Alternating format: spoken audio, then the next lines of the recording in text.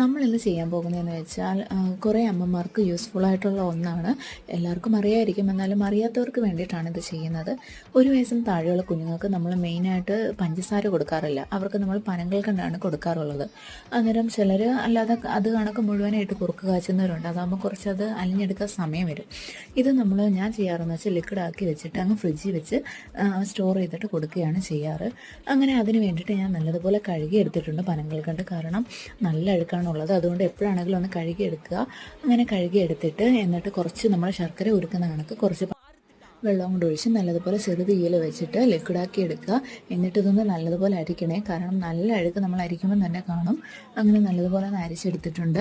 അങ്ങനെ ഇങ്ങനത്തെ ഒരു കണ്ടെയ്നറിലാണ് ഞാൻ സ്റ്റോർ ചെയ്യുന്നത്. എന്നിട്ട് അതിൻ്റെ ഒരു സ്പൂണും അതിനകത്തങ്ങ് ഇട്ടേക്കും. കാരണം നമ്മൾ എപ്പോഴും വേറെ സ്പൂണൊക്കെ എടുത്ത് യൂസ് ചെയ്യുമ്പോഴത്തേക്ക് ചിലപ്പോൾ അത് പെട്ടെന്ന് ചീത്തയാവാൻ ചാൻസ് ഉണ്ട്. അതുകൊണ്ട് ഒരു സ്പൂൺ അതിനകത്തങ്ങ് ഇട്ടേക്കുക. എന്നിട്ടിത് ഫ്രിഡ്ജിൽ വെച്ച് ആവശ്യത്തിന്